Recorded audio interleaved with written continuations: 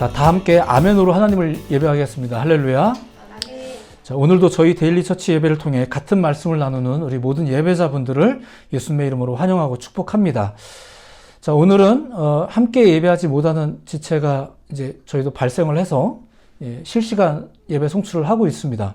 무엇보다 빨리 회복되셔서 함께 성령 안에서 또 예배하기를 소망하며 저도 기도하겠습니다. 자, 오늘은 사순절 세 번째 주일입니다. 지금 이 시기 그리고 오늘 예배를 통해서 무엇보다도 더욱 예수님을 더 알아가는 그런 우리 모두가 되기를 다시 한번 예수님의 이름으로 소망하며 축복해 드립니다. 지난주에 저희는 예수님은 누구신가에 대해서 이제 나누었습니다. 그런데 이제 십자가 사건 속에서 특별히 십자가 사건 속에서 그 4개의 복음서 저자들은 모두 그분은 왕이다라는 점에 더욱 초점을 맞추어서 설명했다는 것, 이제 이것을 지난주에 소개를 해드렸죠.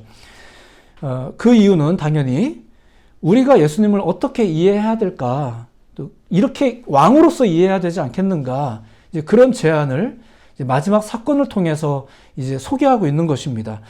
특별히 사순절 기간을 보내고 있는 우리니까 더욱 예수님이 이제 우리의 진정한 왕이라는 것, 그것을 좀 더 새겨야 되지 않겠는가 하는 마음으로 지난주에 그런 메시지를 소개해 드렸습니다.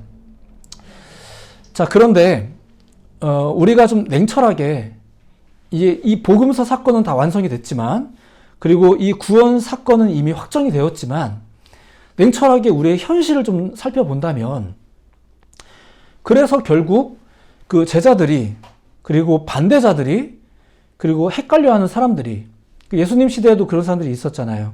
그런 사람들이 다 이제 예수님이 왕이라는 것을 이제 믿었단 말인가, 다 받아들였는가, 뭐 이제는 제대로 예수님의 제자처럼 다 살게 되었는가, 꼭 그렇지는 않은 것 같습니다. 오늘날도 사실은 좀 비슷한 것 같고요.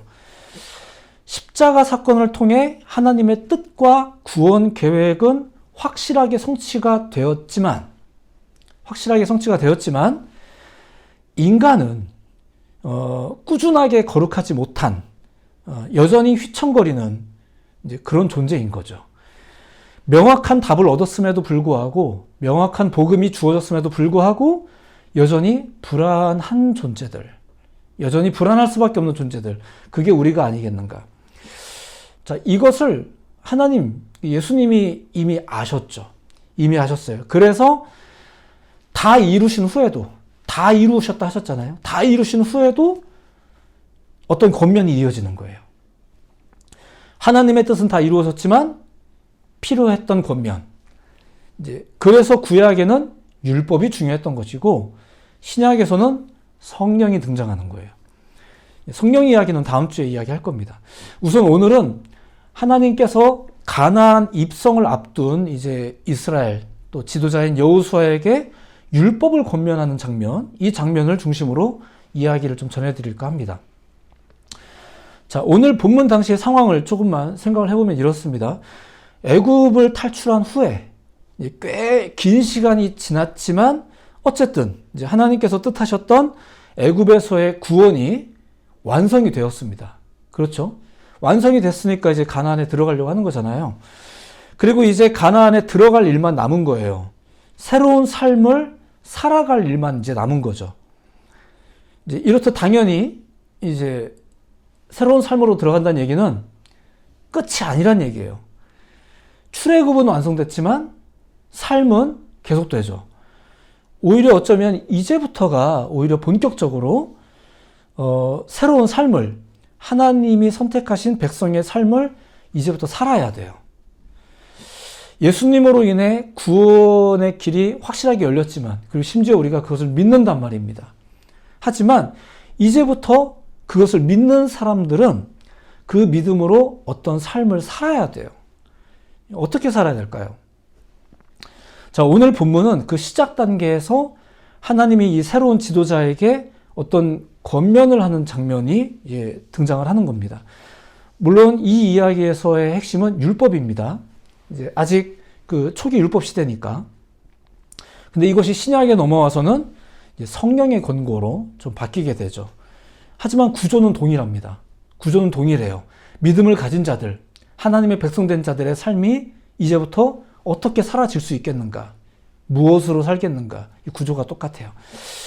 자, 오늘의 이야기가 그 예수님께서 제자들을 격려하시면서 뭐 성경을 약속하셨던 것과 이 신약의 이야기와 직접적인 관련이 있다는 얘기는 사실은 없습니다. 저도 그런 얘기 못 들어봤고요. 다만 제자들을 향한 예수님의 그 권면 그리고 성령의 약속이 오늘날에도 여전히 유효한 것처럼 가나안 입성을 앞둔 이 이스라엘 백성들을 향한 하나님의 권면, 율법에 대한 권면이죠. 그리고 이따가 우리가 묵상이라는 단어를 사용할 건데 역시 오늘날에도 유효한 그래서 이 두 가지가 크게 다르지 않은 하나님의 권면입니다. 우리 믿는 자들을 향한 하나님의 권면과 가르침이에요. 동일한 구조를 가지고 있죠. 이걸 좀 살펴보려고 하는 것입니다. 자, 본격적으로 오늘 이야기를 좀 보도록 하겠습니다. 자, 이 이야기가 1절에 보면 모세가 죽은 후라고 이제 소개가 되고 있어요. 그런데 앞서 이야기했지만 좀 다른 의미로 보자면 출애굽 여정이 끝난 후, 자, 그러니까 구원이 완성된 후, 이제 그 이야기라고 볼 수 있죠. 여호수아가 그리고 이제 새로운 이스라엘의 지도자가 되었습니다. 자, 새로운 지도자로서 이 여호수아의 첫 번째 미션은 이스라엘을 이끌어서 일단 그 축복으로 제대로 들어가는 거예요. 일단은 요단강을 좀 건너야 되지만 오늘 본문은 본격적으로 그 일을 시작하기에 앞서 하나님께서 여호수아를 격려하는 그런 장면입니다. 자, 한 가지 우리가 더 기억해야 될 것이 있어요. 그게 뭐냐면은 이제부터 그들이 들어가야 될 이 가나안이 텅텅 빈 땅이 아니라는 겁니다. 축복의 땅이죠. 하나님께서 약속하신 땅이에요. 그런데 거기가 텅텅 빈 땅이 아니더라 이거예요. 그러니까 그들이 가나안에 들어간다는 것은 텅텅 빈 땅에 입성하는 것이 아니라 이미 그 자리에서 살고 있는 많은 사람들, 그 원주민들과 전쟁을 치러서 정복을 해야 된다는 뜻이죠. 그러니까 가나안 입성이 아니라 가나안 정복이 맞습니다. 모세의 뒤를 이어서 지도자가 되었는데 이제 그 부담을 떠안는 거예요. 그러니까 이제 내가 짱이다 뭐 이러면서 그저 좋아할 것이 아니라 엄청난 책임이 있는 거죠. 이 공동체의 새로운 지도자가 바로 그 부담을 떠넘겨 받게 된 거예요. 예수님이 나 떠날 거다라고 이제 하셨을 때 제자들의 기분이 어땠을까? 속 시원했을까? 그렇지 않습니다. 뭐 물론 자주 욕을 먹긴 했는데 같이 다니면서 가끔 이제 핀잔을 듣긴 했지만 그래도 예수님과 함께 또 그분을 따라다닐 때가 그때가 좋은 거예요. 그런데 이제는 우리끼리 살아야 되거든요. 우리끼리 살아야 돼요. 평안했을까? 그들이 과연 평안했을까? 물론 성령을 약속하시긴 했지만 아직은 체감하기 전이니까. 자, 여호수아에게도 분명히 어떤 종류의 두려움과 부담이 함께 있었을 것입니다. 그리고 그것은 그동안에 경험했던 이제 그런 두려움이나 부담감하고는 좀 다른 것이었겠죠. 자, 여호수아도 조금만 생각해 보시면 광야 생활을 40년 동안 한 겁니다. 그 와중에도 고비가 있었겠죠. 여러 고비가 있었을 거예요. 그걸 또 극복했겠고요. 그러한 삶이 40년이었었어요. 익숙해졌겠죠. 자, 근데 이젠 어때요? 완전히 새로운 삶으로 들어가야 돼요. 새로운 환경을 이제 직면하게 된 거죠. 물론 이미 알고 있었습니다. 언젠가 우리가 거기에 들어갈 거라는 걸 알고 있었죠. 이런 날이 올 거라는 건 알고 있었어요. 아, 예수님 믿으면 좀 내가 달라져야 되는구나. 뭔가 또 끊어야 되고 이런 게 있구나. 이걸 우리가 이미 다 알잖아요. 알고 있었어요. 자, 그런데 진짜로 그런 상황이 닥치면 어떨까요? 자, 우리도 역시 살아가면서 무언가 개선하려고 이제 노력할 때가 있습니다. 혹은 개선해야만 하는 상황이 이제 오기도 해요. 하지만 그동안 살아오던 방식을 바꾸는 것은 생각보다 쉬운 일이 아닙니다. 그러니까 변화가 필요하고 또 심지어 그 변화를 이제 바란다고 말하면서도 이전에 익숙했던 것들을 이제 벗어버리고 달라지는 것은 생각보다 어렵고 또 부담스러운 일입니다. 성경이 이 여호수아의 기분까지 세밀하게 설명하고 있지는 않습니다. 하지만 적어도 그가 직면한 상황을 지금 보자면 그렇다는 거예요. 더군다나 이게 나 혼자면은 좀 괜찮을지 모르겠는데 내 뒤에 한 100만 명 정도가 지금 따라오고 있어요. 내가 이 사람들 이끌고 가야 되거든요. 어떨까요? 그 기분이. 제가 말씀을 준비하면서 조금은 제 경우와 좀 이렇게 비교해서 생각해 봤는데, 저는 그래도 좀 다행이에요. 제 뒤에 한 100만 명 정도 이렇게 있지 않아서, 몇 분 되시지 않아서, 그래도 조금 덜 난처하긴 합니다. 그런데도 불구하고 뭔가 새로운 환경이 조금 낯설거든요. 자, 이렇게 새롭고 두려운 환경인데, 자, 그래도 다행히도, 하나님께서 격려하세요. 하나님께서 위로하세요. 하나님의 위로가 있고, 격려가 있고, 또 함께 하신다는 사실. 자, 믿음의 길을 걷는 사람들에게는 이보다 더 큰 위로가 없습니다. 여러분에게도 그런 은혜와 또 확신이 있기를 예수님의 이름으로 축복해 드립니다. 자, 그런데 문제는, 자, 오늘 보려고 하는 게 이 부분이에요. 하나님께서 격려하시고, 위로하시고, 함께 하시는데, 어떤 종류의 격려인가? 어떤 종류의 권면인가? 이거예요. 자, 우리가 보통 생각하는 격려라는 게 있습니다. 격려. 좋은 거죠? 위로가 되는 거잖아요. 대부분 이런 거예요. 내 생각이 맞아라고, 야, 네 생각이 맞아라고 동의를 해준다거나 혹은 그것을 응원해 주는 것. 이런 게 보통 격려죠. 더 나아가 그 생각을 좀 현실적으로 응원해 주는 거. 네 생각이 맞으니까 내가 투자할게. 예를 들면 이런 것들. 이것이 우리가 보통 알고 있는 격려입니다. 그렇다면 지금의 상황, 지금 이 가나안 입성의 상황에서 하나님은 여호수아에게 어떤 격려를 주실 수 있을까요? 그리고 여호수아가 만약에 어떤 격려를 바란다면 어떤 종류의 격려가 좋을까요? 이제 곧 전쟁을 치러야 되잖아요. 남의 땅을 차지해야 되는 상황인데 이럴 때는 좀 현실적인 게 좋아요. 전쟁 비책이나 전술 이런 것들. 이런 걸 알려주시면 아주 베스트겠죠? 오늘날 우리도 좀 마찬가지지 않습니까? 하나님이 만약에 나를 도우신다면 아주 현실적으로 도와주셨으면 좋겠다는 이런 것들. 확실한 주식 정보, 이런 부동산 정보, 이런 게 있으면 아주 고맙죠? 아주 고마워요. 자, 그런데 하나님은 여호수아를 어떻게 격려하셨을까? 일단 그런 건 하나도 없었습니다. 그런 건 하나도 없었고요. 6절을 한번 보겠습니다. 자, 우리에게도 좀 동일하게 주시는 말씀이라고 믿고 우리 함께 각자의 자리에서 6절 말씀을 한번 같이 읽어보면 좋을 것 같아요. 같이 읽어보겠습니다. 시작. 강하고 담대하라. 너는 내가 그들의 조상에게 맹세하여 그들에게 주리라 한 땅을 이 백성에게 차지하게 하리라. 아멘. 자, 내용상 보면 이건 이미 하신 말씀이에요. 이미 주셨던 약속이죠. 이 약속을 재차 언급하면서 우선은 힘내라라고 지금 격려하고 계신 중이에요. 그러니까 약속을 근거로 일종의 감정적인 권면 혹은 응원을 지금 하고 있는 거죠. 이게 6절과 9절이 동일합니다. 감정적 격려를 하는 거예요. 감정적 격려도 중요한 겁니다. 자, 그런데 그 사이에 있는 7절과 8절, 나름대로 이 9절 안에서는 본문이죠. 가운데 있는 본 내용입니다. 이 내용은 어떨까요? 내용이 동일한 부분이 있으니까 8절만 보면 이렇습니다. 읽어드릴게요. 이 율법책을 내 입에서 떠나지 말게 하며 주야로 그것을 묵상하여 그 안에 기록된 대로 다 지켜 행하라. 그리하면 내 길이 평탄하게 될 것이며 네가 형통하리라. 이런 말씀을 하시거든요. 소위 묵상 권면입니다. 묵상. 지금 하나님은 앞으로 치러야 될 현실과는 사실 상관없는, 전쟁하고는 전혀 상관없어 보이는 그런 지금 묵상 이야기를 지금 꺼내고 계신 거예요. 이 율법책을 내 입에서 떠나지 말게 해라. 앞으로 네가 굉장히 분주하겠지만 나는 이걸 말하고 싶다라고 말하면서 지금 묵상 얘기를 하는 거예요. 율법을 묵상해라. 그 안에 기록된 대로 잘 다 지키며 행해라. 이런 이야기를 지금 하고 계시죠. 새롭고 낯선 삶을 시작해야 되는 여호수아에게 지금 하나님이 이렇게 권면하고 계신 거예요. 묵상 권면. 묵상이 이렇게 중요한 겁니다. 자, 그렇다면 또 하나.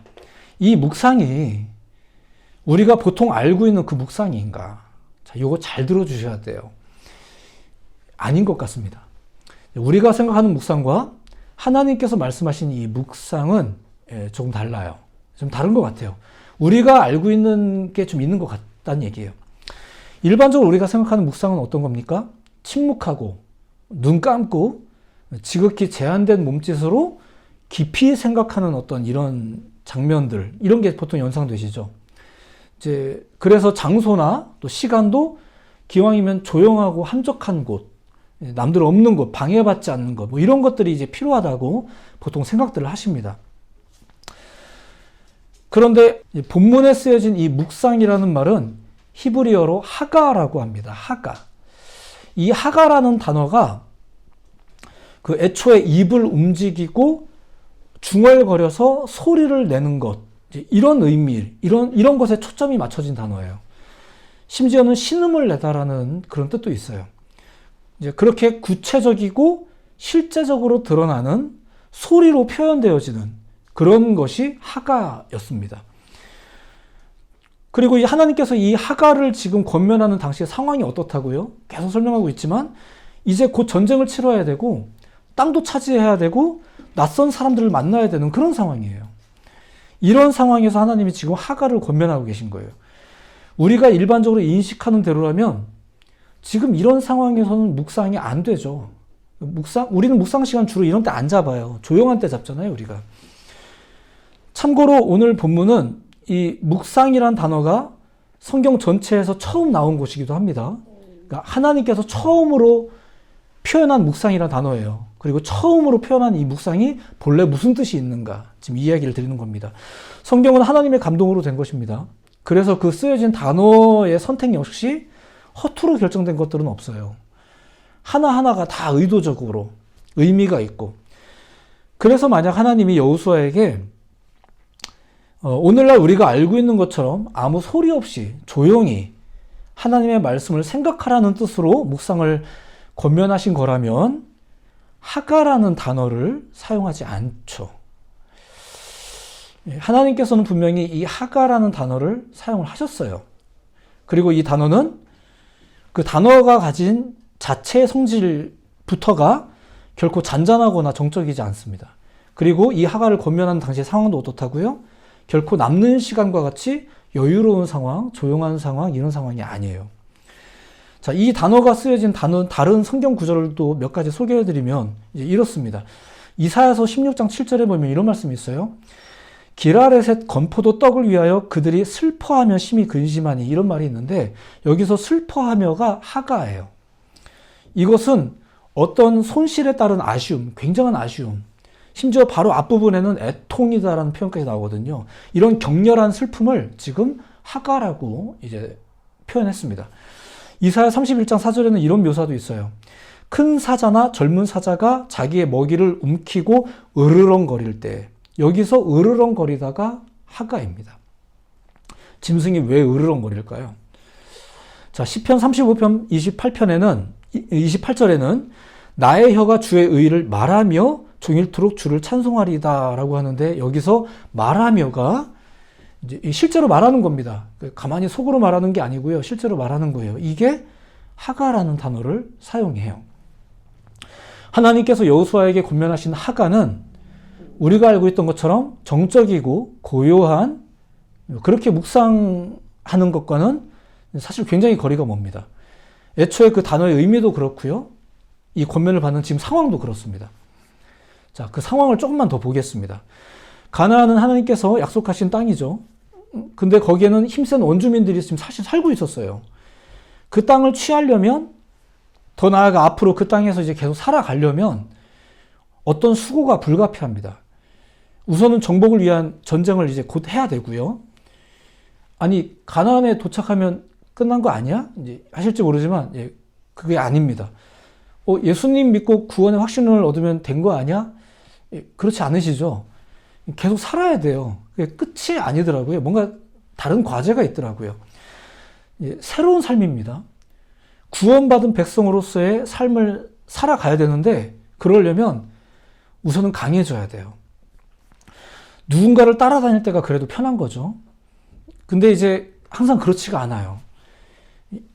이제는 우리가 혼자서 서야 될 때도 있고 강해져야 될 필요가 있어요. 이건 뭐가 잘못된 건 아닙니다. 그게 당연한 겁니다.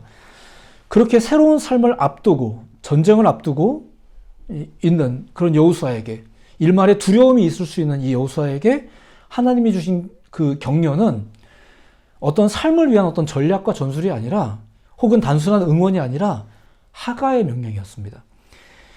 이것은 전쟁 같은 삶 속에서 이길 수 있는 어떤 방법, 현실적인 전술 혹은 팁이 아닙니다. 전쟁에 관해서가 아니라 하나님과의 관계에 대해서예요. 하나님과의 관계에 대해서.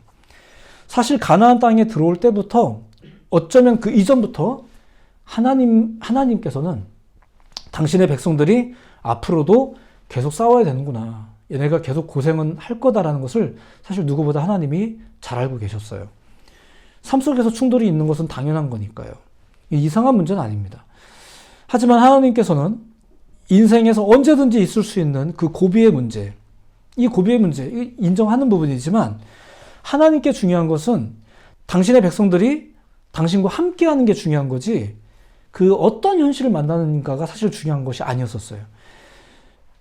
날마다 하나님과 같이 사는 것. 그러려면 날마다 주의 법도를 하가해야만 하는 거죠. 생각해보면 그래요. 처음부터도 그랬어요. 처음부터. 오늘 이 본문에서 묵상이라는 단어는 처음 썼다고 하지만 사실 하나님의 뜻하신 바는 처음부터 그랬어요. 애굽에서 종살이를 할 때도 그랬고 그곳에서 탈출해서 광야 생활을 할 때도 그랬고 가나안에 들어갈 때와 더불어 이제 앞으로 가나안에서 살아갈 때도 앞으로도 계속 하나님께서 계속해서 기억해라, 기억하면서 살아야 된다라고 말씀하신 게 바로 그거예요. 하나님은 당신의 백성들이 세상과의 경쟁이나 성공, 승리에 초점을 맞추며 살기보다 하나님과 동행하는데, 하나님과 관계하는데 더욱 집중하는 삶을 살기를 원하셨습니다. 그런데 이게 또 우리의 다짐만으로도 되던가 그렇지 않죠. 그래서 구약에는 율법이 중요했던 거예요. 그리고 임팩트 있는 하나님의 개입하심이 가끔씩 있었던 거죠. 자, 근데 신약에 넘어와서 또 깨달았죠, 우리가. 율법으로도 충분하지 않은 거예요. 그래서 성령이 약속된 거예요. 예수님이 주신 더욱 분명해진 이 복음과 우리가 알고 있는 그 복음서의 내용이 그것입니다. 이것과 더불어 성령이 필요한 겁니다. 왜요? 우리 계속 살아야 되니까요. 우리에겐 삶이 있으니까요. 우리는 점차 강해질 필요가 있어요. 하지만 이마저도 충분할 수는 없습니다. 우리의 결단으로 충분할까? 그렇지 않죠. 그래서 율법이 중요한 거예요. 여전히 중요한 거예요. 근데 또한 그것으로 충분하겠는가? 그렇지 않죠. 그래서 성령이 필요한 겁니다. 알고 봤더니 우리는 살아가는 모든 순간에 계속해서 하나님이 필요한 거예요. 구약에서 이미 다 봤잖아요, 우리가. 자, 그래서 오늘날 우리가 묵상이라는 것을 하는 겁니다. 성령만 강조하지 않고 우리가 묵상이라는 걸 하는 거예요. 그런데 성경에 최초로 기록된 이 묵상 명령을 보면 어떻던가? 지금 이걸 소개해드리고 있는 거죠. 그게 가만히 쳐다보는 걸 말하는 걸까? 단순히 학술적인 얘기를 말하는 걸까? 조용하게 있는 걸 말하는 걸까? 이제 이런 걸 보는 거죠. 그렇지 않다는 거죠. 어떤 묵상인가요? 어떤 하가인가요? 울며 불며 씨름하고 소리내서 나타내고 으르렁거리면서 추구하는 이제 그런 것이었습니다. 또한 이 하가는 전쟁 같은 삶 속에서 적극적으로 추구되어야 될 그런 하가였던 거죠. 조용한 곳에서 타인의 방해 없을 때만 하는 게 아니라 그리고 속으로만 하는 것이 아니라 겉으로 하는 그런 영성 생활의 방식이었었어요. 남는 시간에 하는 것이 아니라 바쁜 시간 한복판에 하는 거죠. 조금 다른 얘기지만 최근 수요 예배 때 그 예수님이 한적한 곳에서 기도하셨다는 그 새벽이 그 하루의 시작이라는 의미가 아니라 하루의 한복판이라는 것을 소개해 드린 적이 있습니다. 유대인들의 시간 개념, 어디선가 들어보신 적이 있지 않으시나요? 해질 무렵이 하루의 시작입니다. 해질 무렵이 하루의 시작이어서 지나고 또 다른 하루의 그 해질 무렵이 되는 게 그게 하루의 시간입니다. 그러니까 새벽은 하루의 한복판이죠. 그래서 대제사장들이 서기관들과 함께 예수님을 결박해서 빌라도에게 넘긴 시간이 새벽이에요. 사도들이 성전에 가서 가르친 것도 새벽이었고 그런 사도들이 미워서 또 그들을 옥에 가두려고 대제사장들이 사람을 보낸 것도 새벽이었었어요. 한참 사람들이 활발하게 활동하는 시간이 새벽이었었어요. 오늘날의 우리의 새벽 개념하고는 좀 다르죠. 자, 이렇게 예수님께서 행하시던 바를 따라 생각해 본다면 기도라는 것은, 묵상이라는 것은, 이 하가는 남는 시간이나 조용한 시간에 해야 되는 것이기보다 오히려 삶의 한복판에서 분주함 속에서 바쁠 때 시간을 내고 결단해서 추구하는 것, 그게 하가였습니다. 하나님이 여호수아를 격려하실 때 이제 곧 정신없이 살아야 되는 이 여호수아에게, 이 새로운 삶을 살아야 되는 여호수아에게 먼저 명령하신 게 바로 그거였었어요. 말씀을 정리하겠습니다. 세밀하게 나누다 보니까 이렇게 말씀을 이제 정리하는 것 같습니다. 하나님은 우리의 본질적인 연약함을 아셨습니다. 하지만 이 본질적으로 연약한 우리가, 본질적으로 연약한 당신의 백성들이 이제 새로운 삶의 기회를 얻게 되죠. 그들에게 뭐라고 말씀하시나요? 가나안 전쟁을 앞둔 이스라엘 백성들에게 중요한 것은 현실적인 도움이나 결과가 아니다. 모세에게 배운 율법을 잊지 말고 좌로나 우로나 치우치지 않도록 적극적으로 새기며 살아야 된다. 이것을 말씀하시는 거예요. 분주한 건 안다. 더군다나 새로운 삶인데 얼마나 당황스럽겠니. 내가 이건 다 안다. 너희가 두려울 수도 있다는 걸 안다. 바빠서 성경 볼 시간도 없다는 건 안다. 하지만 아니야. 반드시 하가를 해야 돼. 반드시 하가를 해야 돼. 그것도 어떻게 해요? 속으로만 중얼거리면서? 아니죠. 구체적으로 소리내면서, 드러내면서 반드시 먹겠다. 내가 이것을 차지하겠다. 안 빼앗기겠다. 뭐 이런 마음으로 으르렁거리면서 하가를 하라는 거예요. 신약적 권면에 따르면 어떻습니까? 성령 받으라. 오직 너희는 성령을 받으라라고 말씀하시는 거예요. 시간 되면 받아 이렇게 말씀하시지 않으시잖아요. 되면 되고 말면 말는 게 아니에요. 반드시 받아야 돼요. 성령은 반드시 받아야 돼요. 묵상은 시간 될 때 하는 게 아니라 하가예요. 원래 그렇게 주어진 말이 하가였었어요. 묵상이었었어요. 자, 오늘날 신앙에 있어서 우리가 가장 많이 하는 실수가 어떤 걸까요? 신앙을 가지고는 있되 사용하지 않는다는 거겠죠. 성경을 알기는 알되 사용하지 않는 것. 원래 성경은 사용하라고 주신 거거든요. 기도해야 되는데 하면서 실제로는 기도를 하지 않는다는 거죠. 믿는데 라고 말하면서 하나님을 향한 기대감이 없다는 거예요. 묵상 생활해요 라고 말하는데 왜 주변에서 아무도 여러분들이 묵상하는 걸 모르시나요? 뭐 이런 것들. 뭐 보이라고 하는 건 아니지만 속으로만 해서 그래요. 뭐 속으로도 정말 하긴 합니까? 뭐 이런 것들이에요. 애초에 하나님이 여호수아에게 권면하신 묵상은 그런 거 아니었거든요. 남는 시간에 묵상하지 마시고 시간을 내서 묵상하시기를 바랍니다. 너무 은밀하고 신비롭게 묵상하지 마시고요. 거칠고 확실하게 묵상하시기 바랍니다. 하나님이 그러면 도우십니다. 예. 뭐 조건이라고 표현하긴 그렇지만 하나님께서 그걸 도와주세요. 신약에 나타난 예수님의 권면과 약속의 방식으로 이제 소개해드리는 것은 다음 주에 또 볼 거예요. 성령이 묵상이 기억나게 하죠. 이미 우리에게 있는 모세의 율법을, 이미 우리에게 있는 그 약속의 말씀을 또 기억나게 할 거예요. 강하게 할 거예요. 우리의 연약함을 도우실 거예요. 성령의 역사 역시 다음 주에 더 깊이 소개하겠지만 성령의 역사 역시 여러분이 어딘가에서 조용히 숨어 계실 때 일어나는 게 아닙니다. 오히려 정반대입니다. 여러분의 삶 속에서 역사하실 것이며 도우실 것입니다. 묘하게도 우리가 바라는 것도 사실 그거거든요. 하나님께서 그렇게 우리를 도와주셔서 믿지 않는 사람들이 막 우리를 하나님이 도와주신다는 걸 다 보기를 원하면서도 왜 우리는 그렇게 조용하게들 하세요? 왜 그렇게 은밀하게들 믿으세요? 예, 그러지 않으셨으면 좋겠어요. 확고하게 드러내시고 이 약속의 말씀을 매주 선포되는 말씀을 하가하시기 바랍니다. 모든 예배자들께서 성경과 설교의 권면을 따라서 또한 공동체의 제안을 따라서 이 영성 활동을 따라서 데일리 하가하시기를 예수님의 이름으로 축복해 드립니다. 오늘은 뭐 묵상에 대한 직접적인 설명은 아니었지만 성경의 그냥 이야기를 소개해 드렸습니다. 성경의 이야기를 들으십시오. 여기서 우리의 교훈을 찾아내려고 하기보다 그저 그 이야기를 차근차근 하지만 바르게 접하십시오. 그러면서 성경을 알아가시고 하나님을 알아가십시오. 또 알아가시고 또 알아가십시오. 잊어버릴만 하면 또 알아가시고 또 알아가셔야 됩니다. 그게 하가입니다.